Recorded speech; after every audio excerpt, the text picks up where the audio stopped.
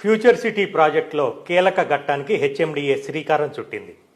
Outer ring road నుంచి triple R వరకు చేపట్టనున్న Ratan Tata greenfield radial road నిర్మాణానికి టెండర్లు ఖరారైనట్లుగా హెచ్ఎండిఏ వెల్లడించింది.